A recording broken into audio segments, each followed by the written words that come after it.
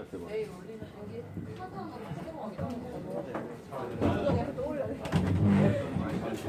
그런 걸 순서대로 나왔어.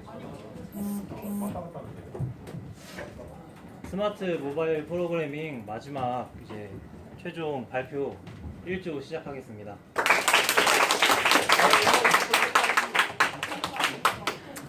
저희 이번에 깃허브에 리드미에다가 발표할 내용을 다 써서 정리를 했는데요. 일단 저희 깃허브의 목차로 이제 어플 소개하고 이제 저희 어플에 들어가 있는 여러 가지 기능들, 내용들 다 이렇게 순차적으로 적어놨습니다.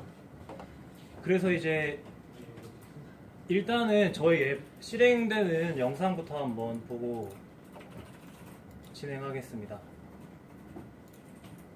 일단 저희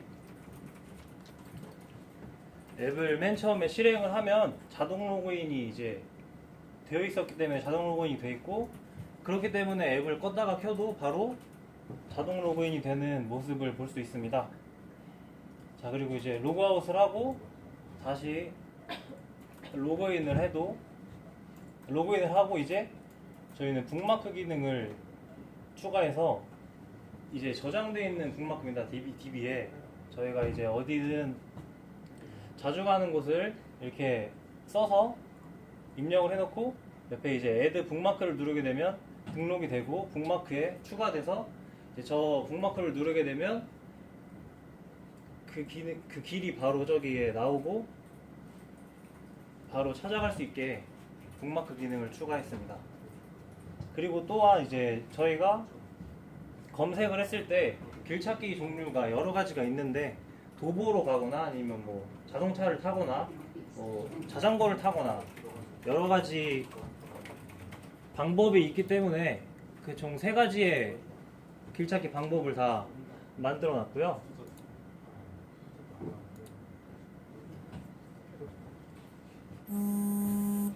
대중교통은 안 들어가? 대중교통까지는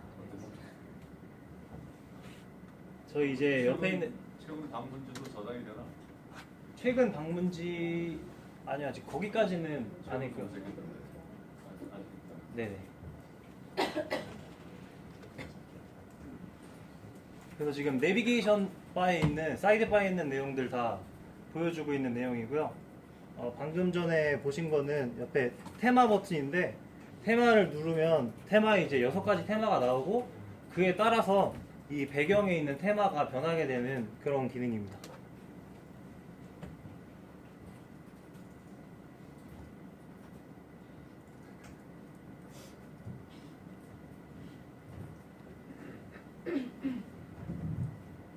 이제 방금 전에 보신 건 언어 변경하는 기능이었고요.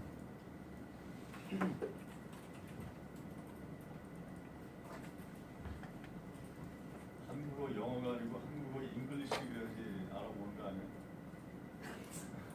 바로 수정하겠습니다.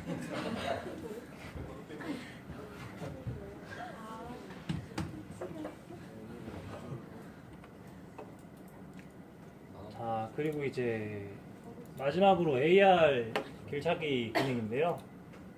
지금 제가 실행을 할 때는 한누리관 바로 앞에서 학생회관 밑에 있는 그 삼거리에 거기에 이제 좌표를 지정해 놓고 거기까지 가는 길만 이제 간단하게 표시를 했는데요. 지금 보시면은 빨간 선이 길을 나타내는 겁니다. 빨간 선이. 그래서 지금 여기가 출발지기 때문에 방금 전에 선이 끊겨 있던 모습이고요. 이제 이 도로를 따라서 선이 위치하는 곳까지 따라서 걸어가고, 이제 좀 걸어가서 조금 느린데, 네, 보시면 이제 이 코너를 돌 때 선이 끊겨 있지만 그래도 이렇게 옆으로 잘 가라고 알려주고 있죠. 그 선에다가 네. 화살표도 집어넣고, 선에다 화살표도 집어넣고, 네네. 그다음에 방수형으로 하면 좋겠네. 네. 그래서 이제 이 빌딩 건물은 이제 도착지를 이제 잘 보이기 위해서 설정해 놓은 빌딩이고요. 그래서 이 위치에 선이 딱 끊겨 있는 그런 모습을 볼 수 있습니다. 필딩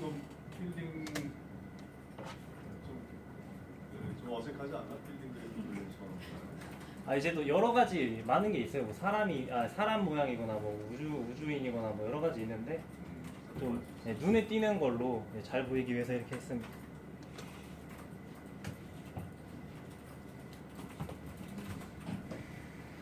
그래서 지금 또 도착했는데 방금 전까지 온 길이 이렇게 돼 있다라는 거를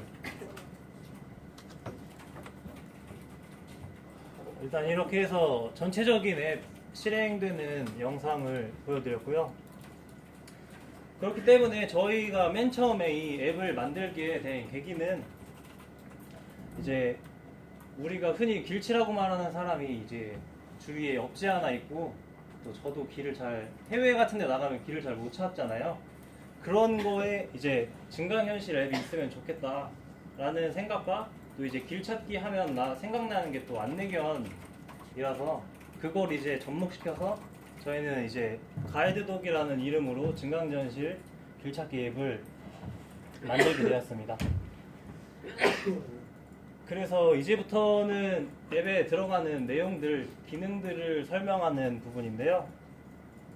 저희가 앱을 맨 처음에 실행했을 때 나오는 그 강아지 화면, 배경 화면이라고 할까요? 그 부분을 띄워주는 게 이제 스플래시 아트 액티비티인데 그곳에 있는 기능은 그렇게 딱히 엄청난 건 아니고요. 단지 그냥 그 액티비티를 실행했을 때, 온크리에이트 했을 때 바로 이제 컨텐츠 뷰를 띄워주는 게 아니라 스레드 슬립을 이제 1초, 1000이니까 1초 동안 기다렸다가 이제 바로 이 스타트 액티비티로 로그인으로 넘어가게 돼서 이제 배경 화면, 시작 화면이 보이게 되는 효과를 줬습니다.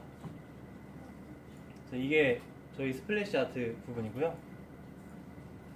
그 다음에 이제 저희가 로그인을 할 때 데이터베이스로 아파치랑 이제 MySQL, PHP 그리고 그렇게 썼는데 저희가 이제 웹서버를 개인이 설치할 때 제일 어려운 부분이 이제 포트 포워딩이거든요. 왜냐하면 저희 가정집에 모두 다 공유기를 쓰고 있잖아요. 공유기를 쓰고 있으면 이제 저희가 아무리 개인 컴퓨터에서 서버를 만들어도 외부에서 접속을 할 수가 없습니다. 그냥 보통의 공유기 설정이라면. 그래서 그거를 외부에서도 다 들어올 수 있게 해야지 개인 서버가 아니라 모두가 쓸 수 있는, 접속할 수 있는 서버가 되기 때문에 그 기능은 이제 저희가 많이 쓰고 있는 IP타임 공유기에 이제 그 기능이 있거든요. 그래서 그걸 어떻게 하느냐에 대한 설명인데요. 공유기가 PC에 연결돼 있으면은 당연히 이제 이 192.168.0.1을 쳐서 들어가게 되면 이제 관리 화면이 뜹니다. 거기서 이제 아이디 비밀번호를 입력하고 들어가게 되면은 옆에 이런 메뉴가 뜨는데요. 이 메뉴에서 포트 포워드 설정이라는 곳에 들어가면 이제 이와 같은 화면이 뜨게 됩니다.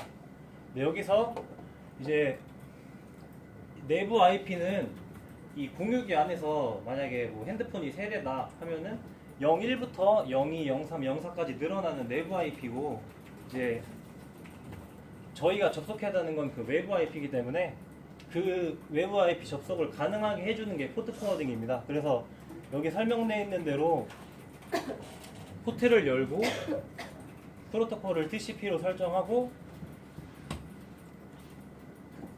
이제 확인을 누르게 되고 이제 저희가 그 관리 화면에 이 외부 IP 주소가 있거든요. 이 IP 주소가 이제 제가 외부에서 접속하게 할 수 있는 그 주소라고 생각하시면 됩니다. 그래서 이거를 DB에 연결할 때 이 주소를 넣게 되면 포트 포워딩을 하고 넣게 되면 모든 사람들이 제 서버에 접속할 수 있게 되는 그런 기능을 하게 되는 거였습니다. 그래서 이제 저희가 이제 서버를 만들었으니까 서버에 이제 사람들이 들어오게 해야 되잖아요. 그래서 이제 로컬호스트에 저희는 이제 MySQL을 PHP MyAdmin이라는 걸 사용해서 이제 더 간편하게 웹에서 할 수 있게 했는데요. 거기서 저희는 북마크와 회원 관리 두 개의 기능이 있기 때문에 북마크 테이블 PHP랑 이제 회원 로그인 로그아웃, 이제 회원가입 이런 PHP 파일이 있습니다. 그 중에 제일 중요한 거는 이제 이 conf PHP 파일인데 여기에 저희가 자주 쓰는 내용들을 다 모아놓고 이 모아놓은 내용이 이 모든 PHP 파일에 들어갑니다. 그래서 이 하나만 수정을 해도 나머지가 다 수정이 돼서 이제 뭐 비밀번호가 바뀌거나 그런 일이 생겼을 때 좀 더 귀찮지 않게 이제 바꿀 수 있는 그런 걸 이제 여기서 설정을 했습니다. 이제 다음은 데이터베이스 연동인데요. 여기부터는 이제 우리 김민경 주원이 발표하겠습니다. 네트워크 관련 클래스 경우에는 메인 스레드를 사용하지 않아야 하기 때문에 async 태스크를 통해서 백그라운드에서 실행하게 했습니다. 안드로이드 스튜디오와 데이터베이스를 직접적으로 연결할 수 없기 때문에 사람수로 전달받은 값을 변수에 저장해서 URL 커넥션을 통해 서버에 접근하고 버퍼 라이터를 통해서 포스트 형식으로 변수를 PHP 파일로 보내서 파일을 실행한 다음에 그 결과값을 버퍼 리더를 통해서 읽어오는 방식으로 실행되게 했습니다. 이때 인코딩 방식을 UTF-8로 설정해 주어야 한글 깨짐 현상 없이 읽어올 수 있어요. 여기가 잘 들어 지금 설명 잘 해주시니까. 여기가 백그라운드 부분이고 데이터베이스와 연동되는 모든 부분들은 다 백그라운드 쪽을 통해서 실행이 됩니다. 안드로이드 앱에서 인터넷에 접속할 수 있도록 허용하려면 다음 코드를 안드로이드 매니페스트에 써주어야 인터넷과 연결이 됩니다.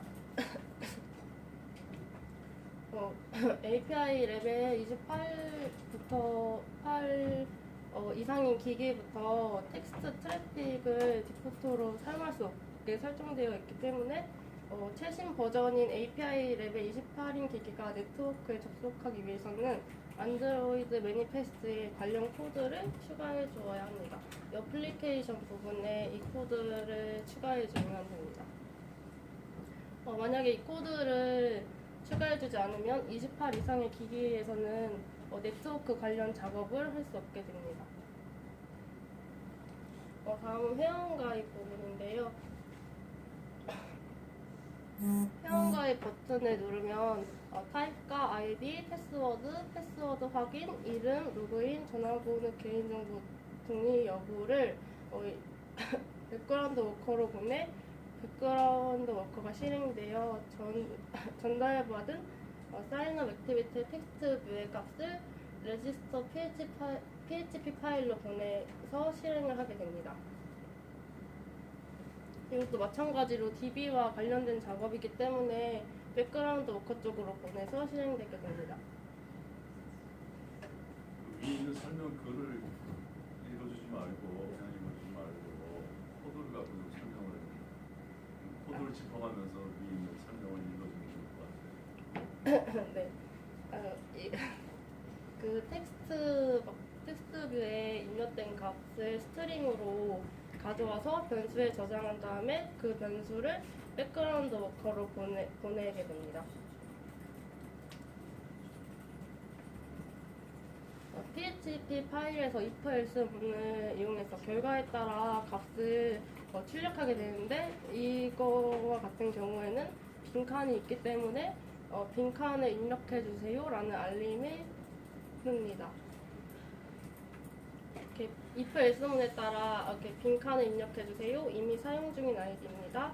비밀번호와 비밀번호 확인이 다릅니다. 정보 제공에 동의해 주세요. 회원 가입 되었습니다. 이렇게 문구가 뜹니다.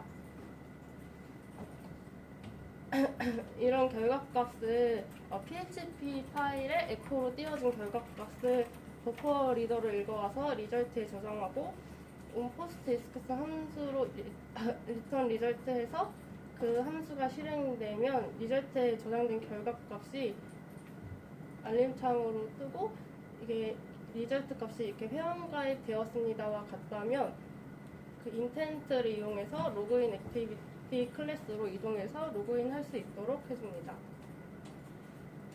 다음은 회원가입 전 DB와 회원가입 후 DB인데요. 회원가입이 되었기 때문에 DB에 회원가입한 내용이 추가된 것을 볼 수 있습니다.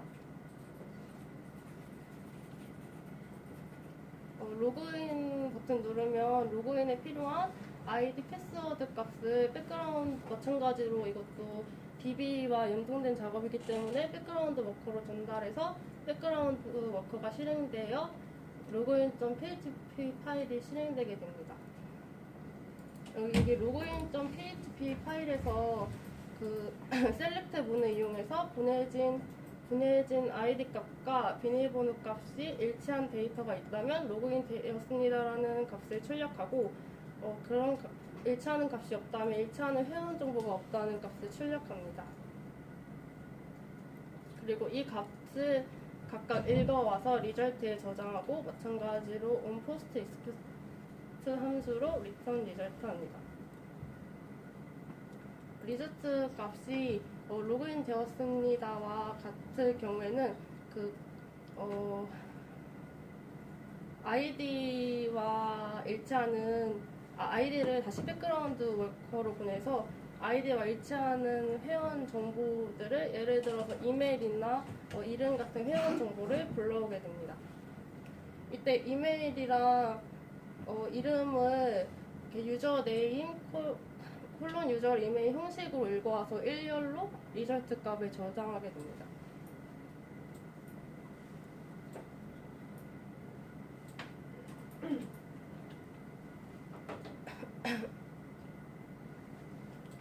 onPost expect 함수에서 인덱스 값이 get 유저 인포일 경우에 유저 인포 변수에 리절트 값을 저장하고 메인 액티비티로 전환됩니다. 이 유저 인포에는 위에서 가져온 유저 네임이랑 유저 이메일을 스트링으로 저장되게 합니다.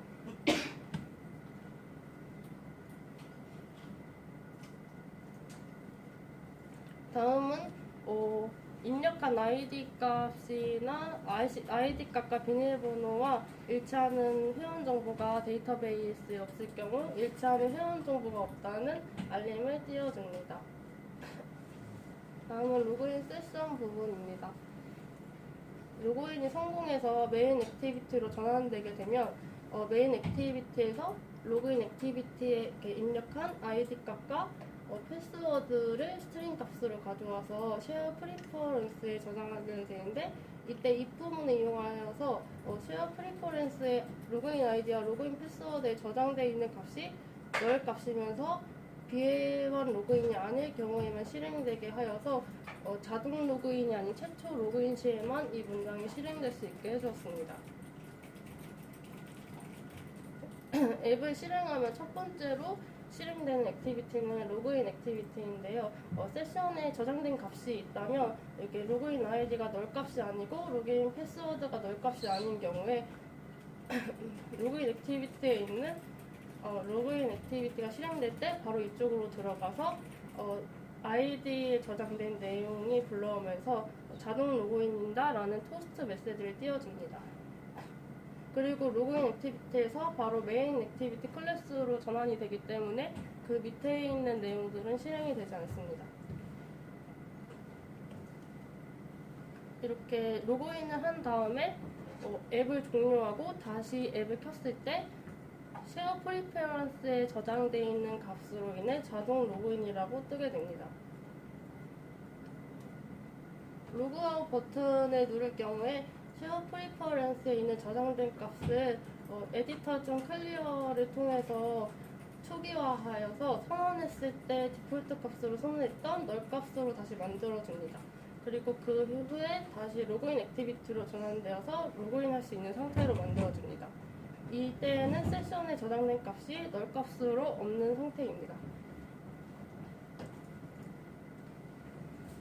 비회원 접속의 경우에는 로그인 액티비티에서 로그인을 별도로 하지 않아도 메인 액티비티로 넘어갈 수 있도록 만들어진 버튼입니다. 이 경우에는 세션에 로그인 정보가 저장되지 않기 때문에 껐다가 다시 켜도 자동 로그인 기능은 실행되지 않습니다. 이렇게 이게 비회원 접속 버튼인데요. 이렇게 누르면은 논 멤버 변수가 1로 변하면서 비회원 로그인이라는 것을 알려줍니다. 위에서 봤듯이 세션 등록은 세션에 저장된 아이디와 패스워드 값이 넣이면서 논 멤버 값이 0일 때, 즉 비회원 접속이 아닐 때 실행되게 됩니다.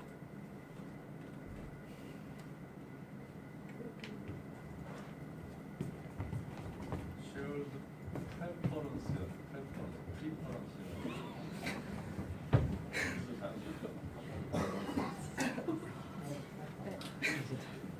다음은 페이스북 로그인 API인데요. 처음에 페이스북 디벨로퍼에 들어가서 로그인을 한 다음에 이제 우리의 앱을 하나 개발하겠다고 등록을 해줍니다. 그 다음에 거기에서 이제 문서 쪽에서 이제 페이스북 로그인에서 안드로이드를 선택하면 그 가이드가 쭉 나오게 되는데요. 그걸 토대로 이제 추가하였습니다. 우선 페이스북 로그인 API를 사용하려면 안드로이드 스튜디오에 페이스북 SDK를 통합해야 하는데요. 그러려면 우선 빌드 그래드 프로젝트 파일에 제이센터가 빌드 스크립트 안에 소속되어 있는지 확인해 줍니다. 그리고 혹시 없다면 추가를 해줍니다. 그 다음 모듈의 빌드 그래드 파일에는 임플리먼테이션을 써서 페이스북 로그인 API를 사용하겠다고 선언해 줍니다.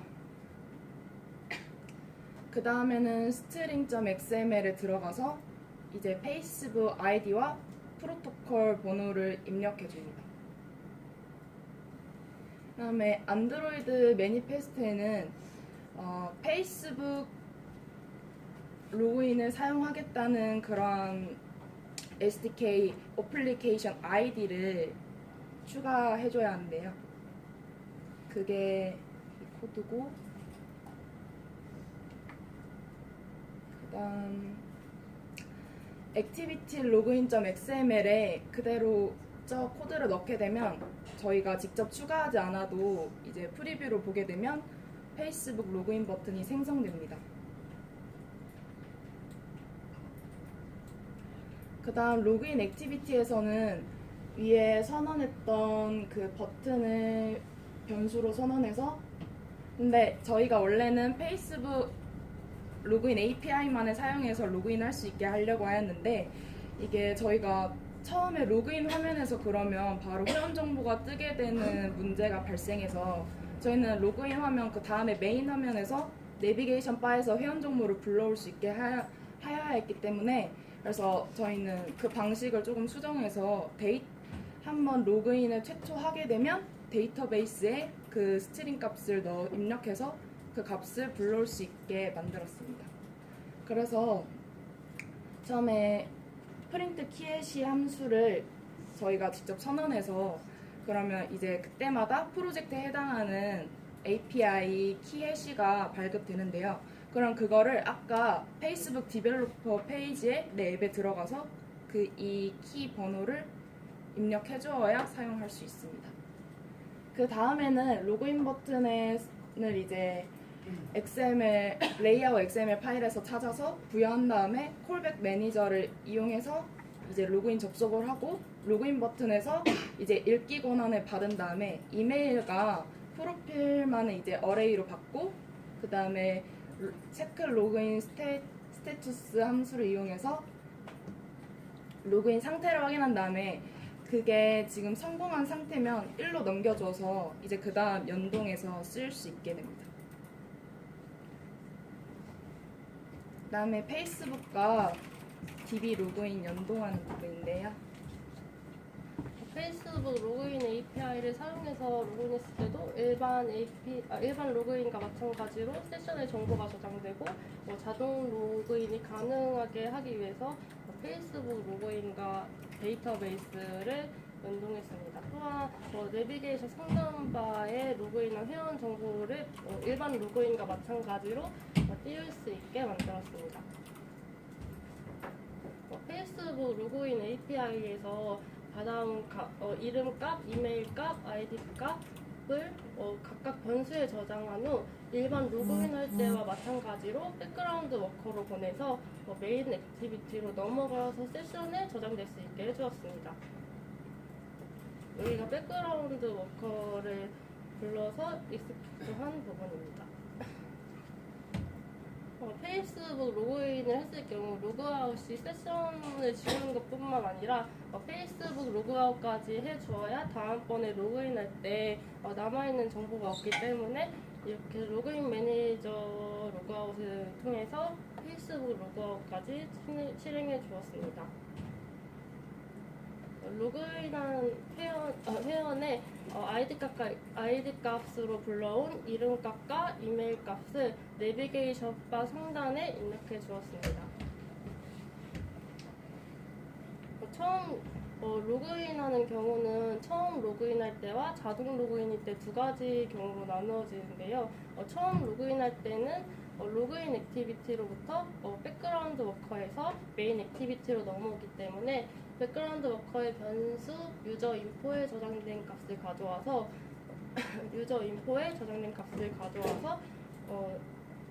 유저 네임과 이메일로 이게 유저 인포를 가져올 때 유저 네임과 유저 이메일을 콜론으로 구분해서 한 문장으로 가져왔기 때문에 스프릿 함수를 사용해서 콜론을 기준으로 잘라서 유저 네임과 유저 이메일로 분리한 후에 각각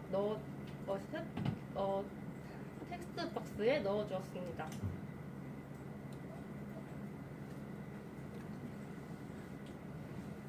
또 자동 로그인일 때는 로그인 액티비티에서 가져온 값을 스프릿 함수로 잘라서 텍스트 박스에 넣어 주었습니다. 다음은 즐겨찾기 기능인데요. 자주 가는 장소를 즐겨찾기 목록에 추가해서 검색하지 않고 도착지를 지정할 수 있게 해주었습니다. 메인 액티비티 내비게이션 바에 즐겨찾기 누르면 이것도 마찬가지로 DB에 저장된 내용을 가져오는 것이기 때문에 백그라운드 워커로 이렇게 콜 리스트를 불러오는 타입과 사용자 아이디를 전달해서 데이터베이스에 그 아이디에 해당하는 장소를 아까 이메일과 네임을 가져왔던 것과 마찬가지로 콜론을 경계로 한 문장으로 가져와서 마크 리스트의 결과값을 하나의 스트링으로 저장하여 주었습니다. 아까처럼 북마크 리스트 액티비티에서 마크 리스트에 저장된 값을 스프릿 함수를 콜론을 기준으로 잘라서 어레이 리스트에 저장해 주었습니다.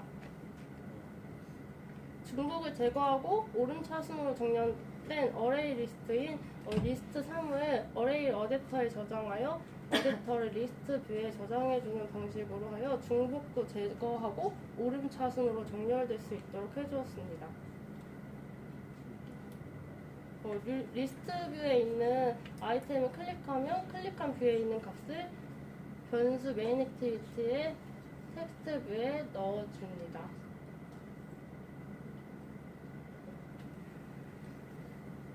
즐겨찾기 등록 버튼을 누르면 이거는 백그라운드 워커를 통해서 PHP 파일을 실행해서 아이디 값과 장소명을 DB에 저장해 줍니다.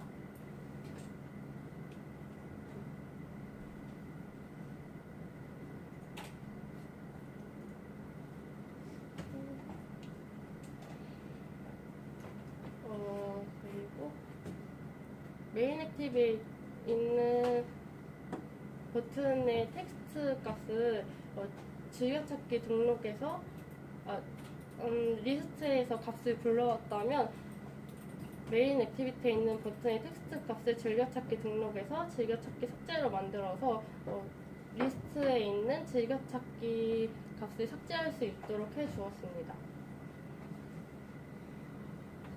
즐겨찾기 삭제 버튼을 누르면 북마크 딜리트 PHP 파일이 실행돼서 텍스트 뷰에 있는 장소를 DB에서 삭제해왔고 이 기능은 비회원으로 로그인했을 경우에는 사용할 수 없도록 이렇게 비회원 이렇게 논 멤버리 1이어서 이거는 비회원으로 접속했다는 표시인데 이렇게 접속했을 경우에는 버튼을 사용할 수 없게 하여서 즐겨찾기 기능을 사용할 수 없도록 했습니다.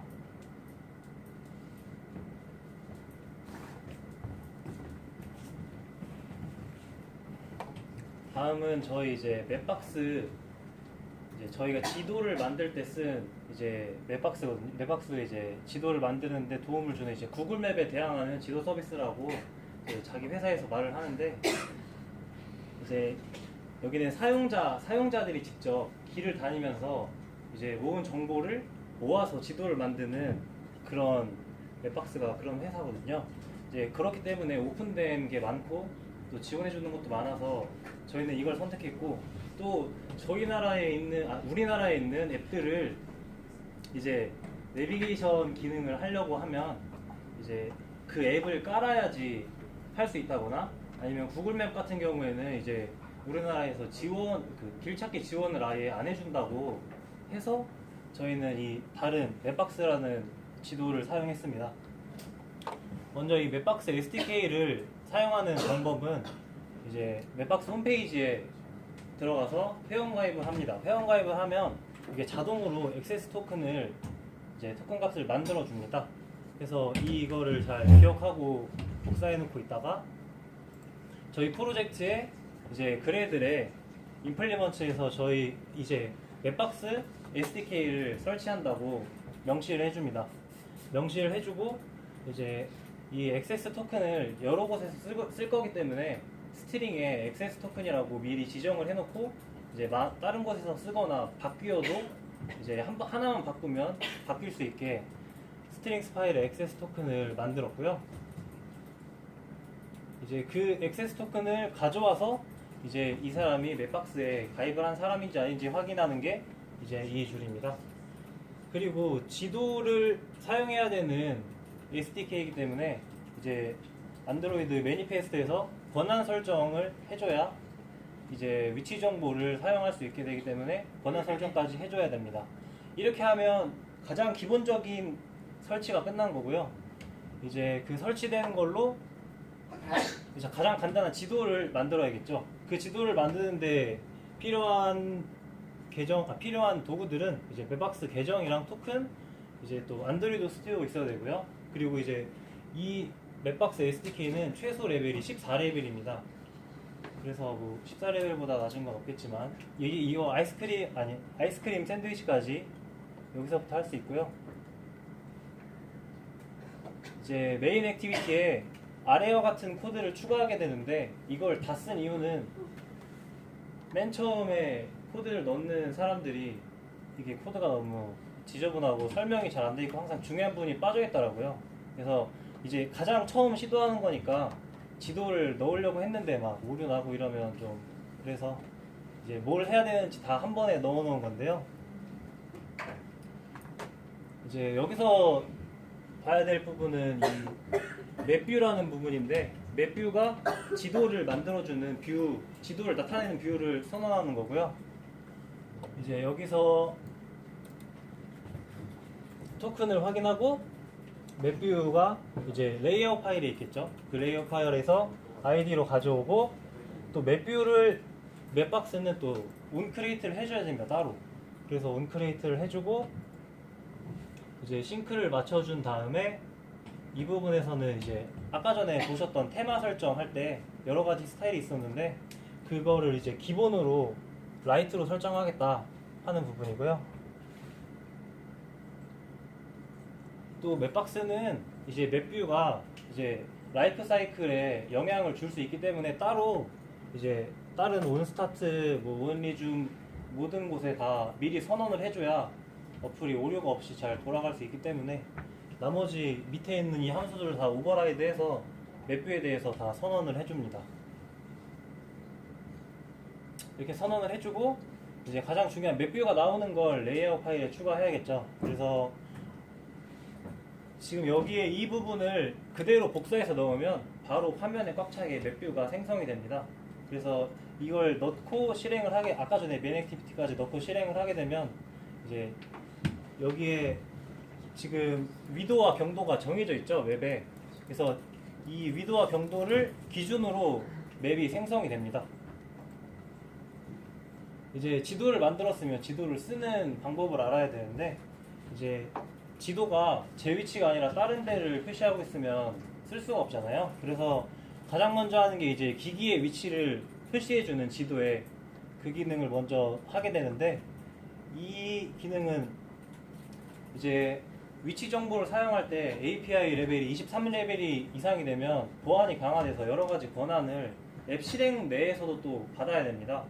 그렇기 때문에 그거를 원활하게 해주는 걸 또 맵박스에서 지원을 해요. 그래서 이 안드로이드 코어 라이브러리를 설치하게 되는데 설치하는 방법은 아까 똑같이 이제 그래들에 임플리먼트 해주고 임플리먼트에서 이제 싱크를 맞춰주겠죠. 싱크를 맞춰준 다음에 이제 권한을 받아야 되기 때문에 퍼미션 매니저라는 거를 선언을 합니다. 아까 이제 안드로이드 코어에서 만들어주는 그런 매니저죠. 그리고 이 부분에는 이제 저희가 권한을 요청할 때 그냥 이제 앱을 쓸 거니까 권한을 달라 이렇게 하는 거는 좀 그렇고 이제 저희가 더 자세히 설명하기 위해서 이 구문에 글을 쓰게 되면 권한을 요청할 때 그 구문이 뜨게 됩니다. 이제 이거는 뭘 할 거니까 권한을 확인해 달라 이런 걸 저희가 지정을 할 수 있는 거고요. 이제 여기에서 on request permission result에서 권한을 요청을 하는 거죠. 요청을 해서 요청을 확인을 했다 하면 맵을 초기화해서 이제 여기서는 위치를 쓸 수 있으니까 맵을 띄우는 거고 만약에 권한을 받지 않았다 하면은 이제 권한을 요청해 달라 라는 이제 텍스트를 띄우고 바로 앱을 종료하게 됩니다.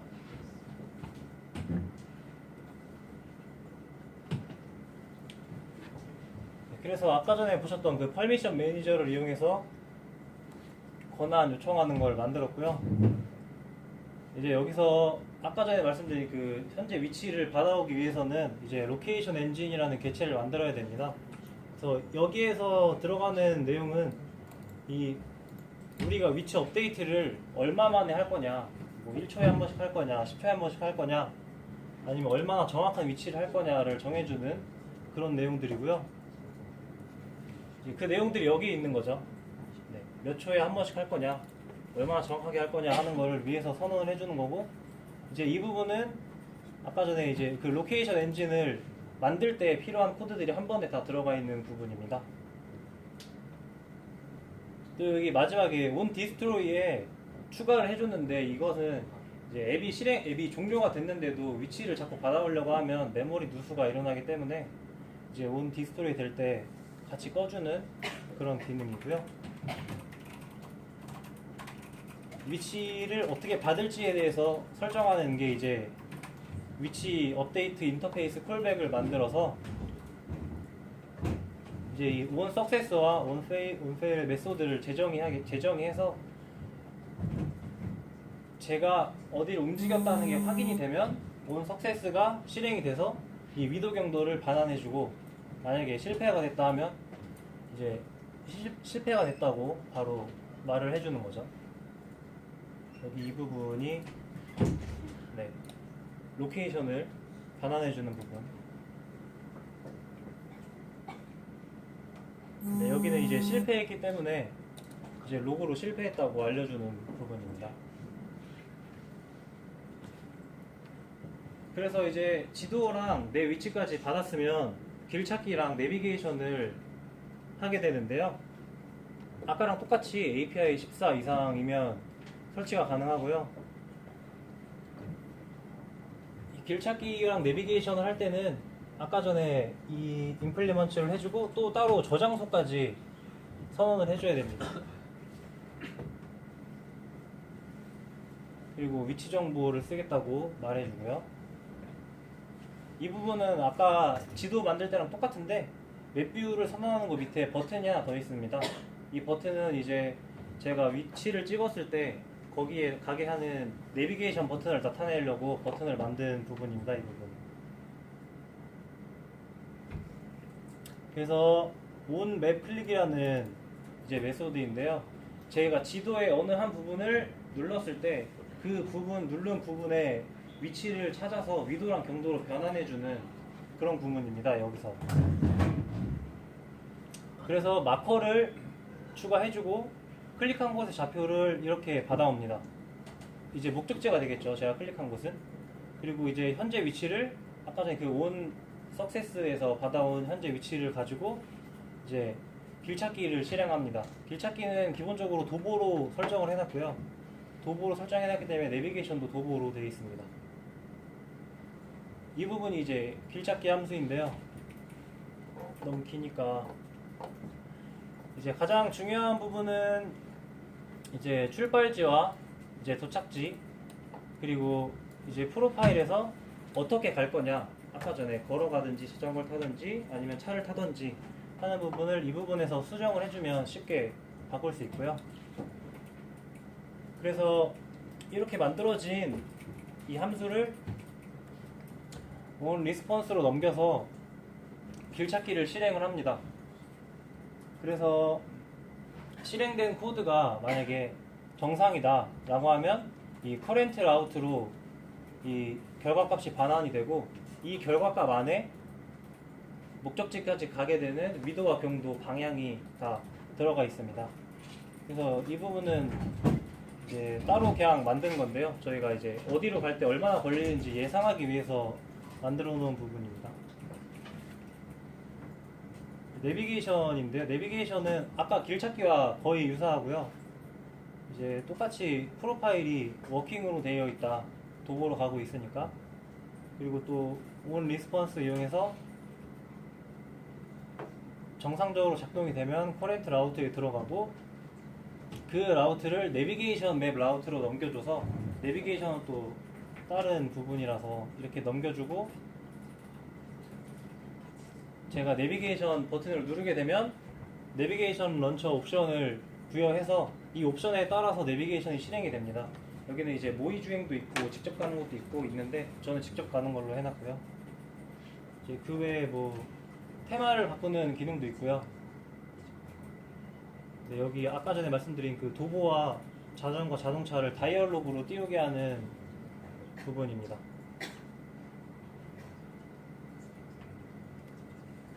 네, 그리고 목적지에 주소를 쳤을 때 그 주소를 지오코딩이라는 걸 이용해서 위도 경도로 바꿔주는 그런 부분인데요. 이건 이제 안드로이드에서 자체적으로 지원하는 기능이라서 이제 간단하게 지오코더라는 걸 선언하고 그 안에 넣게 되면은 이제 자동으로 제이슨으로 반환되는데, 그걸 제가 받아와서 쓰게 되는 겁니다. 네, 이제 여기는 카메라의 위치를, 카메라가 이제 많이 벗어났을 때 다시 돌아오게 해주는 그런 부분이고요.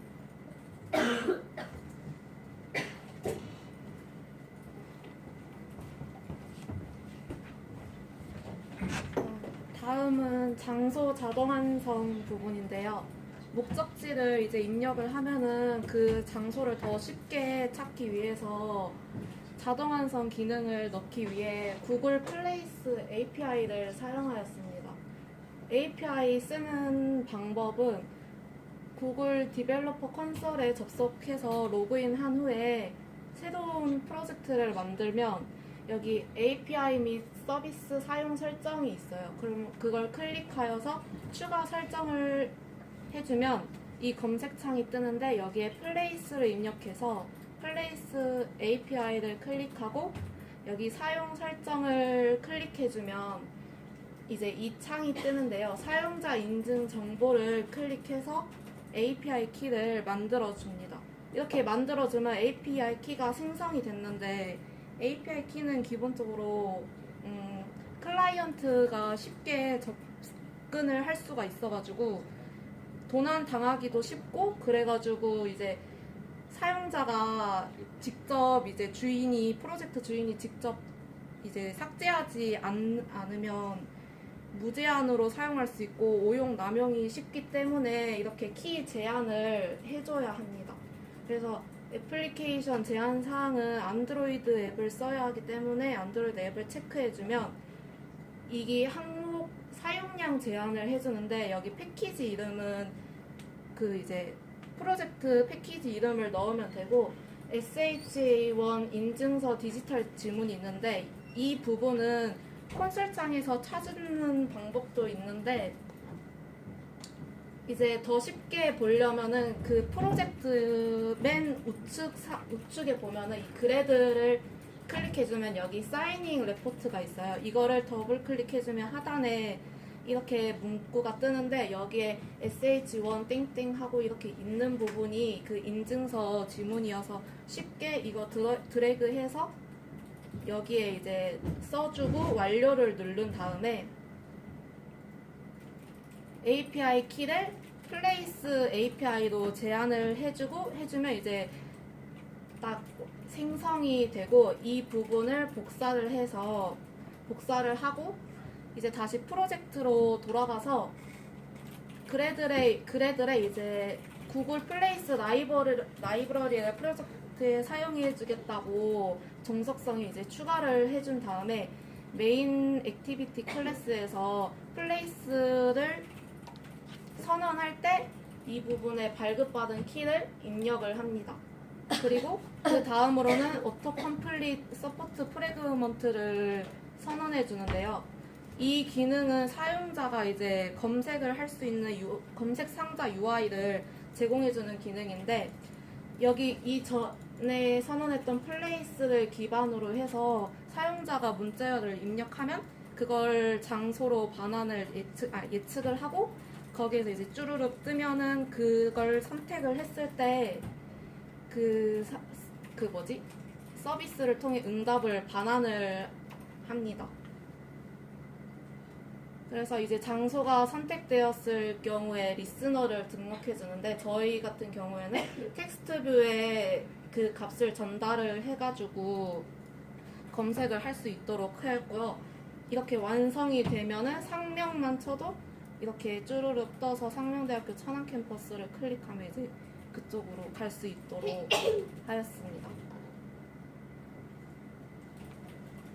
그러니까 자기가 안 했던 것도 이렇게 다 지금 볼 수가 있어. 이게 좋은 기회니까. 잘 듣고 있지? 네. 다음은 스피크 투 텍스트에 대해서 설명하겠습니다. 여기서 음성 인식은 디지털로 반환된 그 음파를 이제 음파로 그 음파를 분석해서 음파가 의미하는 그 단어의 의미를 찾아주는 기술인데요. 그래서 저희 그 앱에서는 목적지를 검색할 때 키보드를 치지 않고 음성으로 검색할 수 있는 기능을 구현하기 위해서 이 스피크 투 텍스트를 넣었습니다. 바라보지 말고 네. 사연이라고 그러는데 네. 그냥 음성 신호라고 그러는데 네, 하여. 그래서 저희는 이 코드를 보시면 먼저 액션에 recognize speech를 넣어서 그 인텐트를 생성을 하였고요. 여기서 이제 음성을 인식을 해서 그 프리폼이라는 그 음성 모델에 그 음성을 넣어서 이제 그 음성을 인식하게 됩니다. 그래서 이 화면을 보시면 검색창에서 마이크 버튼을 누르면 구글 스피치 화면이 뜨고요. 이 화면에 이제 예를 들어서 천안역이라고 치면 천안역이라고 말을 하면 검색창에 천안역이 뜨면서 이제 그 천안역으로 바로 이렇게 폴리라인이 이어지면서 이제 화면이 뜹니다. 그리고 이제 저희가 음성을 얘기한 거를 스트링 값으로 받아오고 받아온 동시에 폴리라인을 띄우기 위해서 이 폴리라인 그 코드를 넣어줬습니다.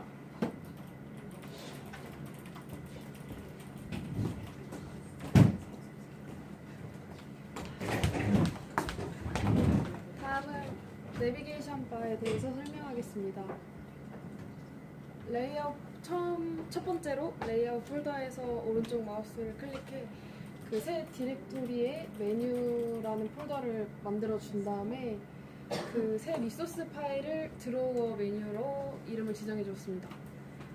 그리고 거기에서 벡터 어셋을 클릭하여 적절한 아이콘을 선택해 줍니다. 클릭 아트를 더블 클릭하면 원하는 아이콘을 선택하실 수 있습니다. 그리고 드로워 메뉴 XML에 아이디, 아이콘, 이미지, 타이틀을 입력합니다. 메인 액티비티 자바에서 스위치 케이스 문으로 클릭 리스너를 완성해 주었습니다. 그래서 이 버튼을 누르면 없어지고 이렇게 생긴 거 누르면 나오는 걸로 만들었습니다. 그 다음으로 언어 설정인데, 언어 설정에는 저희는 한국어랑 영어 두 개로 만들었습니다. 언어 설정하는 방법은 values 파일에서 마우스 오른쪽 버튼을 클릭해 새 리소스 파일을 생성합니다. 파일 이름은 strings XML로 해주었고, 그리고 로케이를 선택한 다음에 오른쪽으로 가는 화살표를 클릭해줍니다.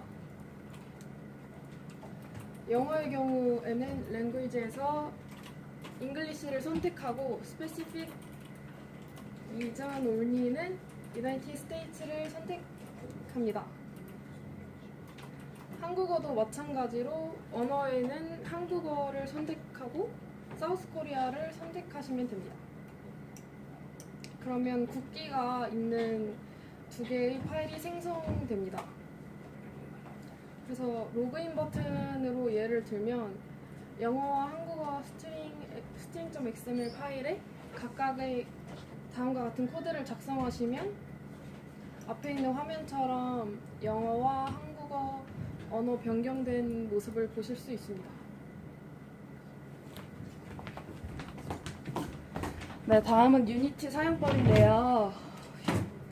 유니티 사이트에 가서 우선 무료 배포판을 설치받은 다음에 그다음에 유니티 허버를 실행시켜줍니다.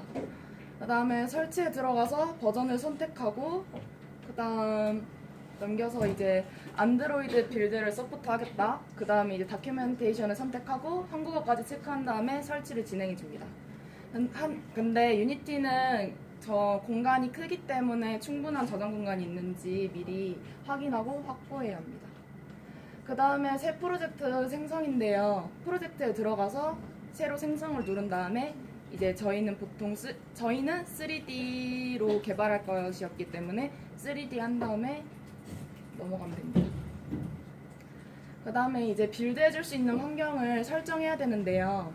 그 다음에 파일에서 빌드 세팅스에 들어가서 우선 플랫폼을 안드로이드로 하겠다. 이 안드로이드 모듈을 다운받은 다음에 그 다음에 안드로이드를 다운받게 되면 프로젝트를 끈 다음에 다시 켜고 그러고 선택을 한 다음에 스위치 플랫폼을 눌러서 안드로이드로 빌드할 수 있게 해줍니다. 그 다음에 안드로이드로 빌드를 하려면 이제 SDK와 JDK가 필요한데요.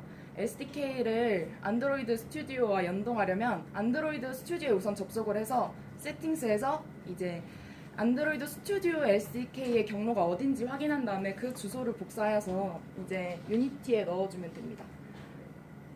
그 다음에 JDK는 그냥 유니티에서 지원하고 있는 경로를 넣으면 됩니다.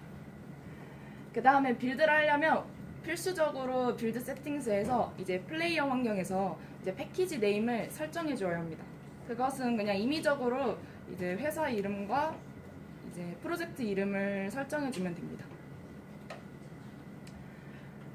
그 다음에 유니티를 활용하려면 C샵이 필수적인데요. 그거를 이제 유니티에서는 기본적인 C샵 에디터를 제공하고 있지만 그것은 그렇게 활용적이지 못하기 때문에 보통은 기본값으로 비주얼 스튜디오를 이용합니다. 처음에 유니티를 설치할 때 체크를 해서 같이 설치할 수도 있고요. 아니라면 이제 비주얼 스튜디오에 접속해서 수동으로 설치한 다음에 비주얼 스튜디오 인스톨러에서 이제 유니티로 게임 엔진 개발하겠다 이 박스를 체크하고 진행하면 이제 유니티에서는 쓸 수 있는 모든 라이브러리가 제공됩니다. 그 다음에 이제 그렇게 다운받은 비주얼 스튜디오를 이용하려면 기본값으로 설정해 줘야 하는데요. 이제 유니티에서 에디트에 들어가서 프레퍼런스에서 익스터널 툴스에서 이제 비주얼 스튜디오를 이제 디폴트 에디터로 사용하겠다 설정해 줍니다. 네, 그래서 혹시 여기서 찾지 못한다면 이제 파일 경로를 찾아서 이 파일을 열어주면 되고요. 그 다음 간단한 유니티 사용법을 말씀드리면 이제 유니티 메인 에디터 화면은 이렇게 구성되어 있는데요. 이제 툴바, 하이어라키 윈도우, 프로젝트 윈도우, 인스펙터 윈도우가 있습니다. 씬뷰와 이제 프로젝트 창에서는 이제 SL 라이브러리를 임포트해서 이제 있는 모든 라이브러리가 표시되고요. 씬뷰에서는 이제 직접적인 게임 화면들을 보여줍니다. 그래서 이제 저희가 마우스와 여기 위에 툴바의 버튼들을 사용해서 직접 편집할 수 있고요. 편집한 화면을 볼 수 있습니다. 그 다음에 하이어라키 창에서는 이제 게임 오브젝트들이 모두 표시됩니다. 이제 씬뷰에 있는 모든 오브젝트들은 하이어라키에 표시되기 때문에 이 두 창은 이제 연결돼 있다고 볼 수 있습니다. 그 다음에 인스펙터 창인데요. 인스펙터 창에서는 모든 게임 오브젝트들의 컴포넌트들을 제공합니다. 그래서 여기서 이제 디테일한 수정을 할 수 있습니다. 다음 툴바에서는 이제 구체적인 오브젝트들의 뭔가 이동과 수정, 그리고 여기 재생 일시정지 버튼을 이용해서 실제로 빌드 시키기 이전에 어떻게 구현될지 예상 결과를 볼 수 있습니다. 간단하게 게임 씬 구성을 말씀드리면 하이어라키 창에서 우클릭을 한 다음에 원하는 오브젝트를 골라서 추가를 하고 그 다음에 컴포넌트 창에서 위치와 또 다른 컴포넌트들을 조정할 수 있습니다. 그 다음에 뭔가 액션적인 거를 오브젝트에 추가하고 싶다면 C# 스크립트를 만들어서 이제 그 오브젝트에다가 추가를 시킵니다. 드래그해서도 할 수 있고요. 그렇게 하면 그 오브젝트 안에 이 컨트롤 스크립트가 추가됩니다.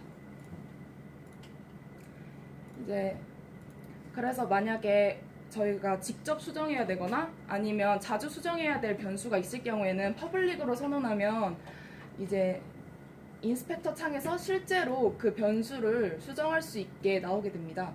그래서 이제 오브젝트들을 이 안에 추가할 수도 있게 되고요. 그 다음에 이제 툴바에서 재생 버튼을 누르면 예상 결과를 볼 수 있습니다. 그 다음에 유니티와 안드로이드 스튜디오 연동 부분입니다.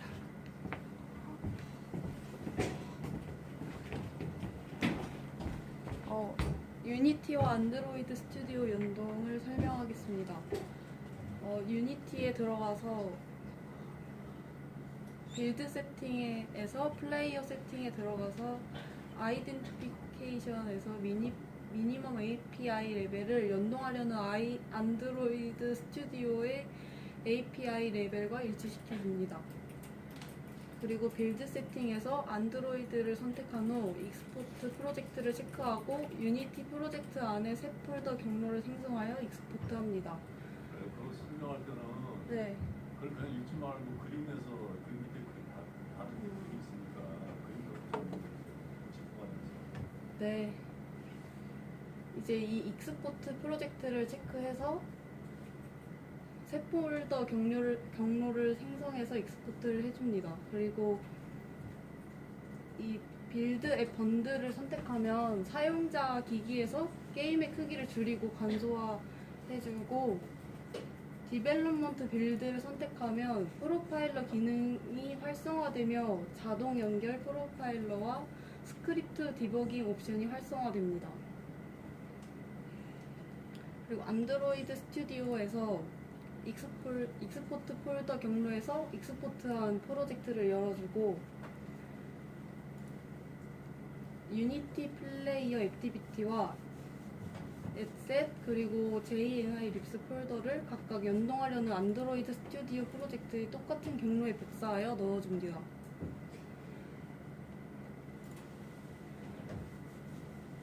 그리고 익스포트된 프로젝트 그리고 립스 파일에 들어가서 유니티 클래스 자 파일을 복사하여 안드로이드 스튜디오에서 좌측 상단에 안드로이드를 프로젝트로 변경하고 앱 안에 들어있는 립스 폴더에 넣어줍니다.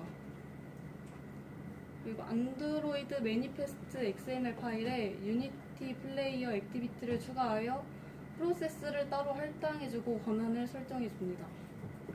그리고 빌드 그래들의 자 파일 형식을 사용하겠다고 명시해줍니다. 그리고 안드로이드 스튜디오에서 싱크 프로젝트 위드 그래드 파일스를 눌러서 메인 액티비티에서 인텐트를 이용하여 유니티 플레이어 액티비티 클래스를 호출해주면 됩니다. 그리고 너무 불필요하게 크네. 자, 이제 마지막으로 AR 설명하고 이제 끝내겠습니다. 저희 AR을 넷박스에서 이제 유니티 SDK까지 이제 배포하고 있기 때문에 저희는 그걸 이용해서 설치를 해서 유니티에 넷박스 유니티 SDK를 설치해서 사용을 했고요. 이제 이거 설치하는 방법은 홈페이지에 이 링크를 따라서 들어가게 되면 바로 다운로드가 있거든요. 그래서 바로 다운로드하고 다운로드한 이 패키지를 유니티에 바로 임포트 하게 되면 이제 넷박스 셋업이라는 팝업이 뜹니다. 여기에 아까 전에 말했던 그 액세스 토큰을 넣으면 바로 이제 이 넷박스 유니티 SDK에서 사용할 수 있는 모든 예제를 다 쓸 수 있고요.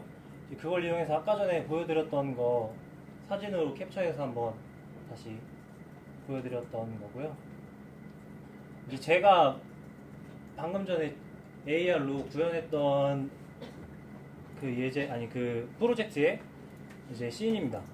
맨 처음에 이제 캔버스가 있고 메인 카메라, 또 이제 로케이션 프로바이더는 위치를 받아주는 그런 기능이 있는 거고요.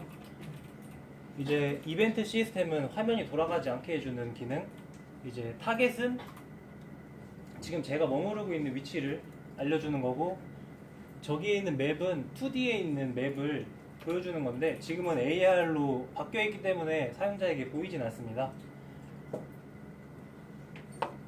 그리고 이제 여기 레이캐스트 플레인이라는 건 광선을 쏴서 어디까지 갔다가 돌아오는 그거를 알 수 있는 기능인데요. 원래 여기에 이제 어떠한 캐릭터가 어디까지 걸어가는 그런 게 있었는데 그걸 배제하기 위해서 사용을 하지 않았습니다. 여기 이제 또 이 디렉션스에서 저는 길을 만드는 걸 다 했는데요. 이 디렉션스에는 이 웨이포인트 첫 번째와 또 이제 타겟의 위치가 들어 있습니다. 그래서 그 두 개의 위치를 서로 길을 만들어주는 기능을 저 디렉션스에서 하게 했고요. 또 지금 제 앱에서는 이제 위치를 검색할 수 있는 기능이 있어서 그 기능을 하기 위해서 저 포워드 지오코더를 이용해서 이제 위치를 검색할 수 있게 했습니다.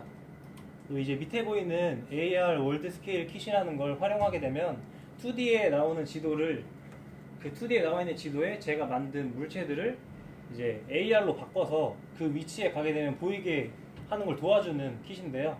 이제 이거를 활용하고 저 디렉션스를 약간 수정해서 길을 만들었습니다. 또 이제 중요한 건 이 AR 월드 스퀘어 킷의 밑에 들어가 보시면 이제 싱크로나이션 매니저라고 있거든요. 이 부분에 이 맵에 2D에 들어갈 지도를 넣게 되면 그 2D에 들어가는 지도를 현실에 있는 위치와 매핑을 해서 거기에 있는 객체를 띄워주는 그런 기능을 이 오브젝트가 하는 일입니다. 이거는 이제 아까 전에 말씀드린 지오코딩하는 코드인데요. 이제 제가 가고 싶은 곳을 입력하면 지오코딩을 통해서 제이슨 파일로 넘어오게 되는데 그 제이슨 파일은 이렇게 넘어오게 됩니다. 제가 1000원이라고 하게 되면 밑에 뭐 아이디나 이제 여기 센터 이제 코디네이트 해가지고 위도와 경도가 나오죠. 이 부분을 이제 제이슨 파싱하는 코드를 통해서 나눠가지고 위도와 경도만 뽑아내서 이 뽑아낸 위도와 경도를 목적지로 설정해서 길을 띄우게 되는 코드입니다. 네, 아까 말씀드린 길을 만드는데 주요한 역할을 하는 이 디렉션스 오브젝트인데요. 이 디렉션스 오브젝트 안에 스크립트로 이제 디렉션 팩토리라는 이 C# 스크립트가 있는데 그 안에서 들어가는 내부적인 코드들로 인해서 이제 위치를 찾고 위치에 길을 그려주는 역할을 합니다. 이제 간단한 안에 있는 조그만 코드인데요. 이제 쿼리를 통해서 길을 받아오는 거고, 이제 이 웨이포인트가 제가 목적지와 출발지를 웨이포인트로 두 개로 나눠서 하는 겁니다. 그래서 그 웨이포인트에 get geoposition을 이용해서 2D 지도에 어디에 떠 있는지 확인을 하고, 그걸 이제 3D에서 매핑을 해서 길을 만들고, 그 만든 길을 통해서 이 핸들 디렉션 리스폰을 이용해서 게임 오브젝트를 만들어서 길을 띄우는 게 저희 코드의 핵심입니다. 이제 발표가 다 끝나는데 이제 지금까지 해봤을 때 약간의 개선 사항이 있는데요. 이제 아까 전에 보였다시피 선이 너무 하늘에 있기 때문에 좀 확인하기 어려운 부분이 있고, 이 매핑이 그렇게 완벽하게 되지는 않아서 가끔씩 이제 선이 반대로 가거나 그럴 때가 있습니다. 그래서 그 부분을 좀 수정을 해야 될 것 같고요. 이제 3번은 그 빨간 선. 네네. 네. 멀리 앞으로 예를 들어서 이제 앞으로 가면 선이 앞으로 가면서 점점 가늘어지잖아. 네. 그게 거꾸로 된다는 얘기예요. 폭이 거꾸로 된다는 얘기예요. 이게 동서남북 방향이 이제 제대로 안 맞아서 나오는 그런 게 가끔 있었습니다. 표시는 이제 길 안내는 제대로 하는데 방향 표시가 잘못됐다는 얘기예요. 네. 길 안내는 제대로 하는데. 네. 그러니까 지도에서 2D 지도에서 목적지와 출발지가 이제 정확히 나와 있는데 그 지도를 이제 AR에 매핑을 하다 보면 동서남북 방향이 안 맞을 때가 있습니다. 그래서 만약에 이쪽으로 가야 되는데 동서남북이 안 맞아서 이쪽으로 가게 되면 이제 그게 좀 틀어진다. 그런 이야기였어요. 화살표라고 해야 되나? 화살표는 아니죠. 앞서가 딴 데로 표시된데 이런 걸 잘못한다고 했는데 가끔 그런 경우가 있어가지고 네. 왜 그런 거야? 제 생각에는 이제 싱크로나이즈 맵을 할 때 그 기기의 방향이랑 이제 코드의 방향이 달라서 그 부분을 좀 수정해야 될 것 같습니다. 기기 방향을 너무 간만에 가져가 어디 될수 있을까?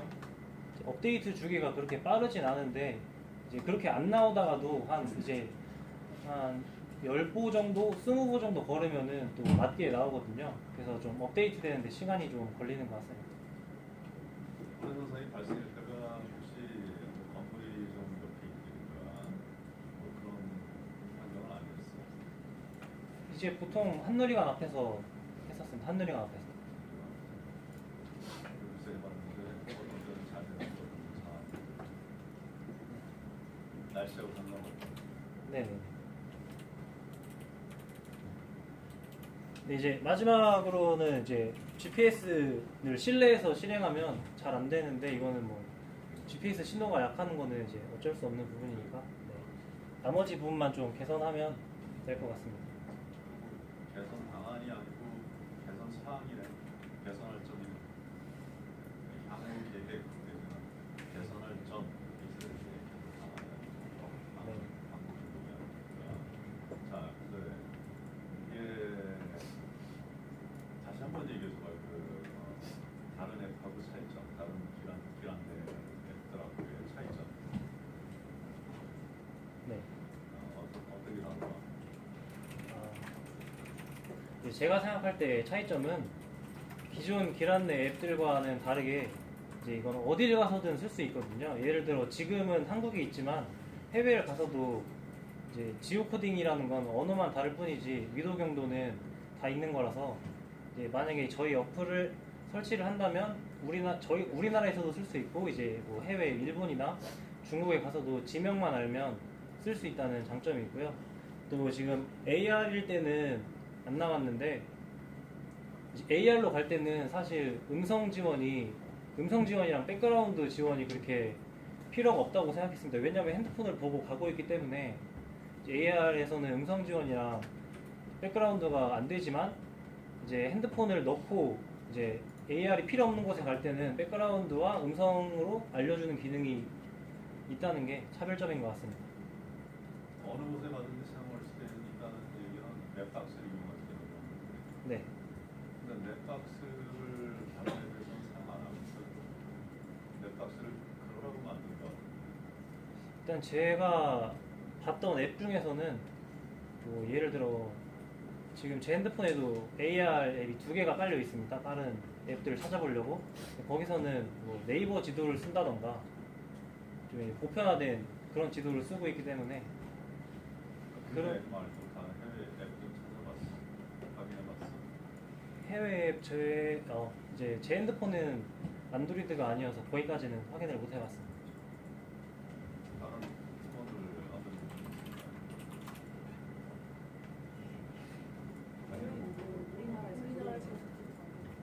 해외 앱들은 우리나라에서 구동이 안 된다고 합니다. 그래. 넷박스 사용하고 넷박스를 사용 보통 해외 앱들은 거의 다 구글맵을 이용해요. 넷박스 사용하는 앱이 없는 거야, 못 찾은 거야? 안 찾은 거야?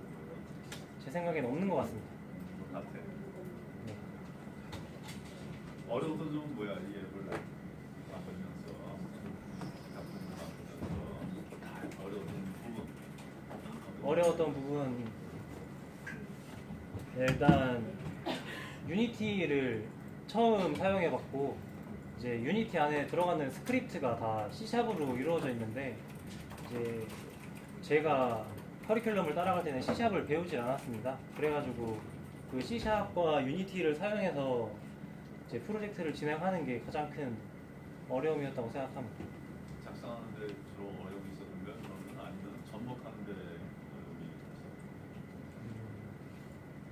이제 접목하는 거는 이제 팀원이랑 같이 해서 괜찮은데 이제 쓸 때 구문이 잘 모르는 부분이 많고 해서 그럴 때 좀 힘들었습니다. 그리고 아직 앱스토어라든가 플레이스토어라든가